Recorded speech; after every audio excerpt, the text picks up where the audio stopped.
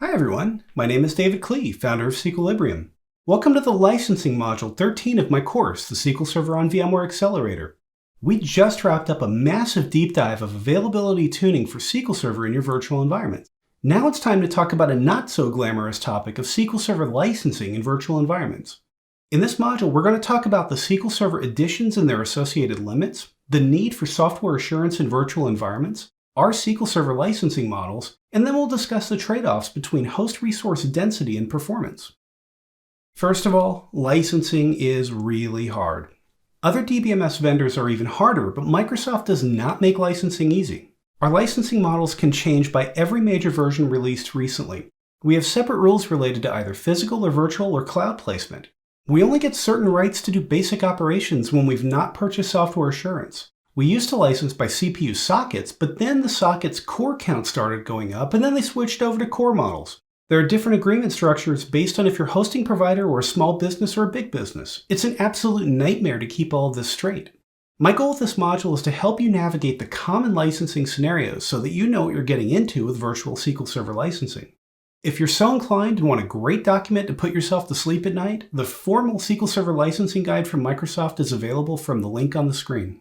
In no way, shape, or form, the guidance given in this module is to be construed for a formal licensing audit and review. Save that for the people you buy SQL Server licensing from and get it straight from them. Starting with the most modern release at the time of this recording, SQL Server 2019, there are 4 primary flavors that we can purchase. The first is the free version designed for developers, aptly named Developer Edition. It has the functionality of Enterprise Edition, except it's a little core limited.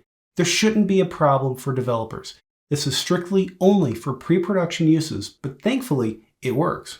The next edition is called Web Edition. It's only for hosting companies licensed under a Hosting Service Provider License Agreement, or SPLA. It's resource consumption limited and to be used for smaller SKU hosting only.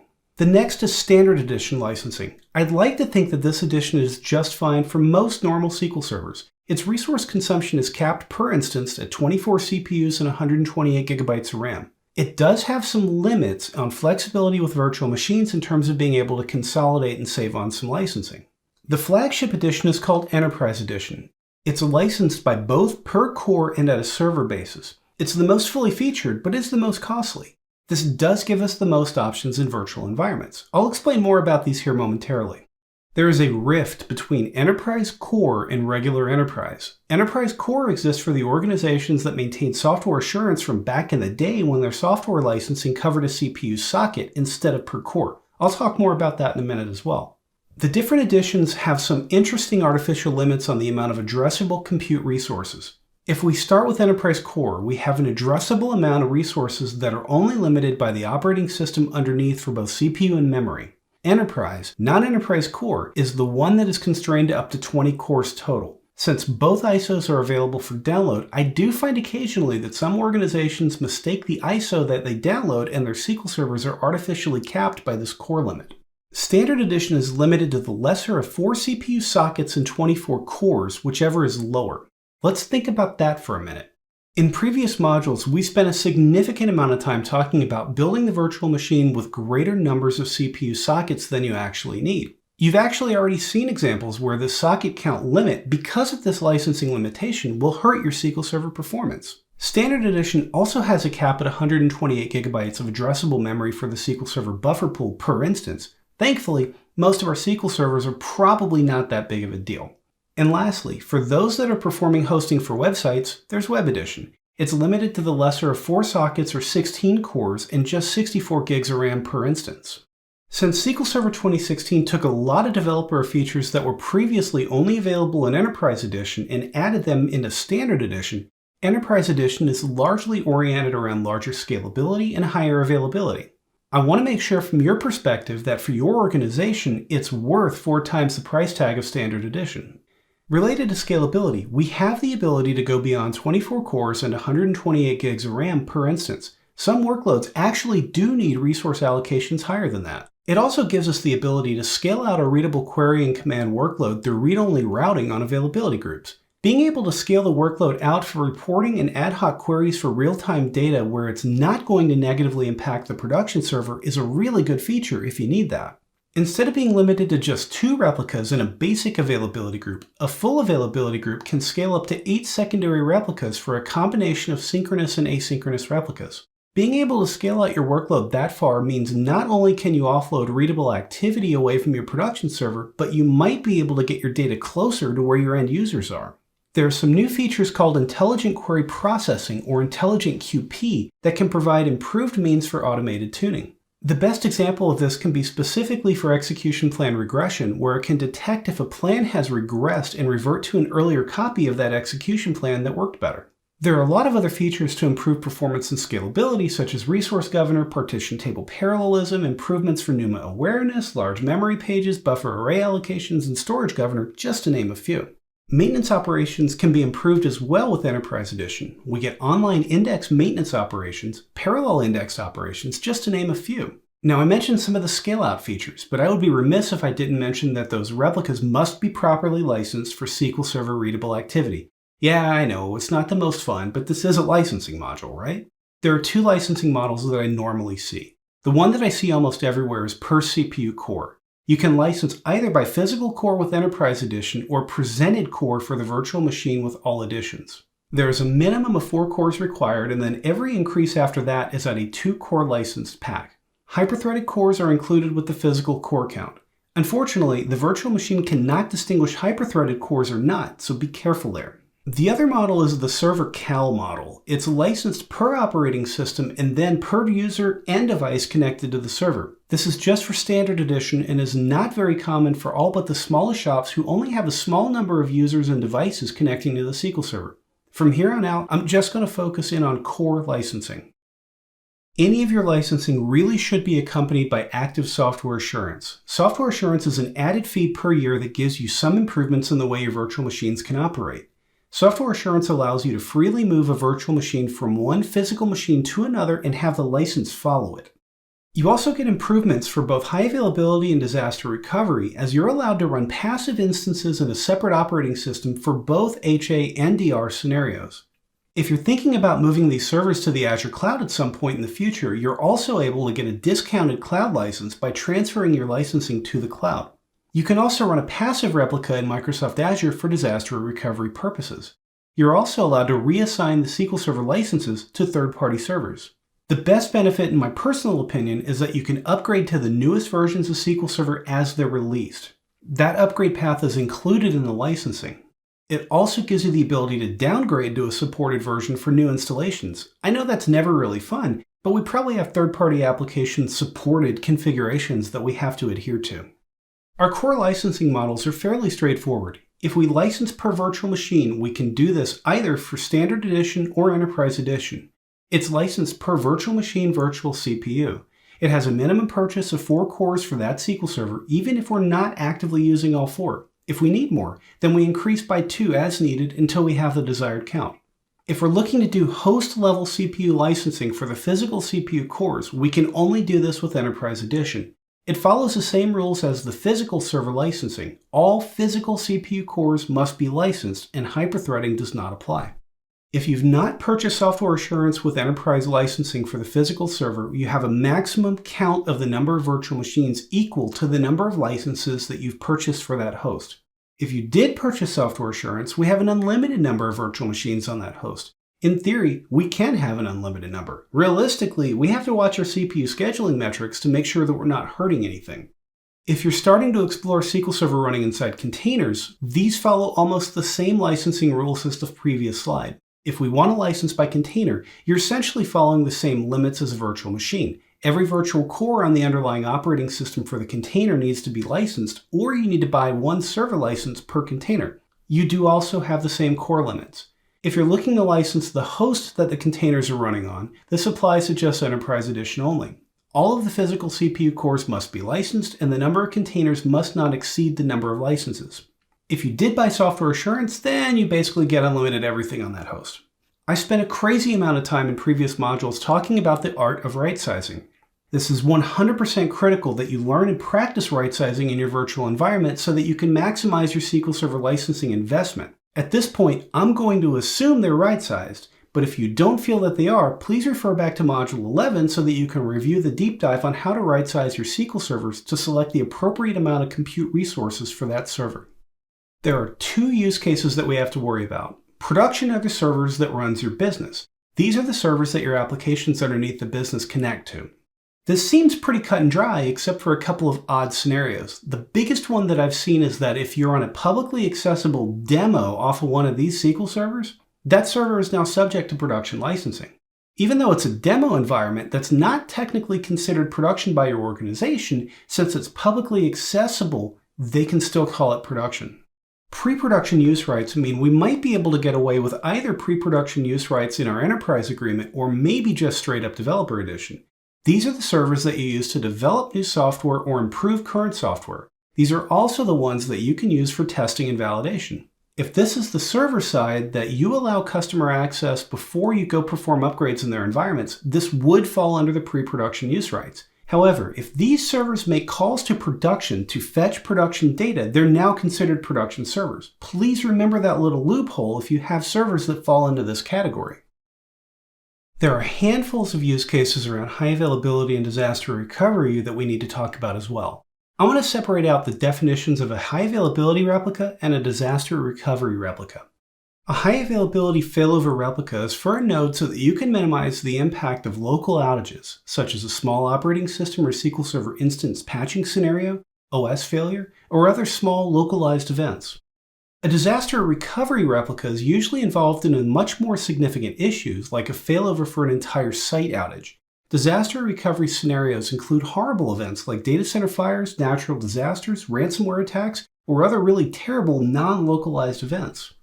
Strictly in the eyes of SQL Server licensing, if you're running SQL Server in a highly available architecture, the actual features being used do not matter. It could be running SQL Server availability groups or a failover cluster instance, or you could be using log shipping if you manage it properly for an HA system.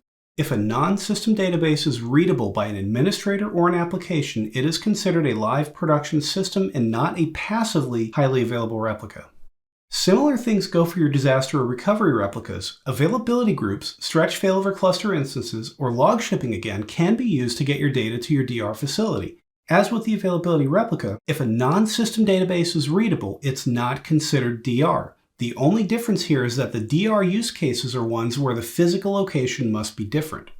With software assurance, we get some pretty nice availability options. They made some positive improvements in the SQL Server 2019 release. Provided that we're covered either by virtual machine CPU licensing software assurance or physical machine core licensing software assurance, we're allowed to have one passive failover replica for highly available architectures running in a different operating system.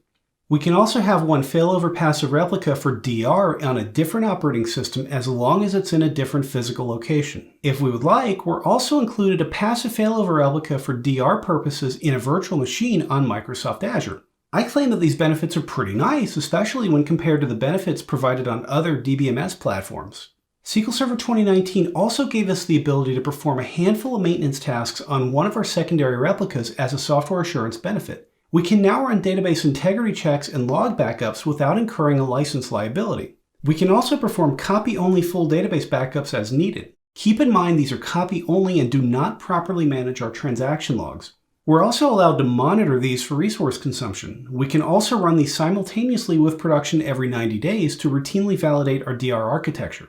With the amount of work that I do with highly available and disaster recovery architectures, these improvements in licensing help me continuously validate that my business continuity strategy for my databases works. Now, that was a lot of information. I'm going to break this down to what I normally see that most organizations do. If you're a smaller organization, I usually see that per virtual machine CPU core licensing with standard edition is what most folks land on. These are for smaller deployments and not necessarily the ones that are the most highly available, but it's simply because they just don't need it. For organizations that are larger that have more SQL Server scale, I see host-level core enterprise licensing being the most common. They have the scale to get over that financial tipping point where this deployment model makes the most financial sense. They probably also have dedicated SQL Server virtual machine hosts on dedicated clusters. These are also the environments that have more strict SLAs around availability and greater demand on the platform. If you're looking at doing per virtual CPU core standard edition licensing, right-size your virtual machine and deploy it. You know how expensive your SQL Server licensing is, so you might want to consider placing your virtual machine into a higher tier resource pool to prioritize this workload so you make the most of the available CPUs. If you're working with Enterprise Edition licensed per host per physical CPU core, on a physical machine like the one listed with 24 CPU cores, all 24 must be licensed, so you need 12 2-core packs. The balancing act on Enterprise Edition comes into how some compute resources can be carefully overcommitted and some cannot. Take a look at this example on the screen. I have 4 virtual machines, each with 12 virtual CPUs and 120 gigs of memory. My physical machine has 24 CPU cores and 512 gigs of RAM and a 2 Newman node configuration. Nowhere on the screen lists anything about how the virtual machine itself is using the cores presented to it. If I'm just looking at the memory, we've got enough memory to present all the virtual machines and have a little bit left over at the host. The balancing act comes from the CPUs. Currently in this architecture, you're at a 2-to-1 virtual machine CPU overcommitment ratio. If the virtual machine CPU activity is really light to moderate, this overcommitment ratio could be just fine for your performance maintained within your virtual machines. However, if each SQL Server is incredibly busy and my CPUs are very active, this overcommitment can be very detrimental to performance. Let's think about it a different way. What if I only had half of the memory on the physical machine? What if my virtual machine CPUs were lightly used? If my host is completely full on memory and my virtual machines are nice and quiet, I've paid for 24 cores of licensing.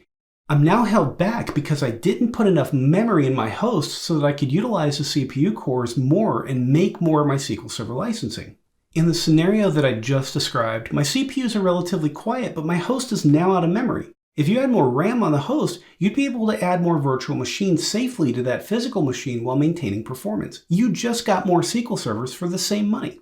The flip side is when I have a high amount of memory and my CPUs are extremely busy, I've now got so much CPU scheduling pressure that I need to remove one or more of these virtual machines to regain the performance of my virtual machines. In this case, you've not only hurt the CPU performance, but you've paid too much for memory on that host that will never really be used. Here's the real balancing act. All of the performance characteristics and key metrics that I talked about in the performance module need to be monitored closely. If my CPU scheduling pressure is light, if these things are managed properly, you're free to add more virtual machines onto that physical machine. You have to make sure you have enough memory left over to facilitate if one or more of the hosts is removed from the cluster, of course. Watching our CPU scheduling overhead and balancing with the amount of memory that we have on the host is absolutely critical. Don't hold me to it, and your mileage might vary, but I usually find that a good balancing act is 32 gigabytes of physical server memory per physical CPU core. That usually gets us the right balance between available CPU and the host memory for virtual machine density. If you have a large enough scale of your virtual SQL Server deployments, I strongly consider dedicating a host cluster just for SQL servers. You can maximize your licensing because you're not running any CPU-consuming virtual machines on those licensed CPUs that could steal CPU time that you've paid quite a lot for. You're able to define specific high availability and disaster recovery rules for every virtual machine in the cluster. This also means that you can pick the host hardware that best matches your CPU workload. This usually means a higher core performance rating and not necessarily more cores, which is usually what your virtual machine administrators are looking for. I'm going to talk through the virtual machine deployment standardization. In a lot of environments, it feels like the Wild West where new SQL Server VMs spring up every day with completely unique configurations. Because I've been doing this for a while, I prefer to keep the deployment standardized so that I know what to expect when I'm connecting and managing any of my servers. I prefer to use a methodology that I call t-shirt sizing.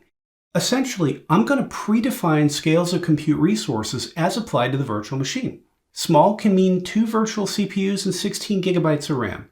Medium can mean 4 CPUs and 32 gigabytes of RAM, effectively double. The large is double at 8 CPUs with 64 gigs of memory. Extra large can be 16 CPUs and 128 gigs of RAM. Of course, you're going to have what I joke about as custom tailored. There are always going to be uniquely designed servers because of any number of different factors. The good thing is that if you standardize your resource allocation deployments, any exception to these rules can be well documented and called out, so you know exactly why you have those exceptions to begin with. Keep in mind these t-shirt size resource allocation numbers are simply a starting point. Some environments might be smaller, others might be larger. I find that a starting point for round numbers such as this setup make it more palatable. Whatever numbers you decide on for each of these scales, having these so-called slots for virtual machines to fall into helps us figure out our long-term capacity projections, especially as our SQL Server deployment footprint continues to grow over time. I get into a lot of arguments on this particular topic. People always ask if they should have multiple SQL Server instances per virtual machine. My official stance is that the standard DBA response of "it depends."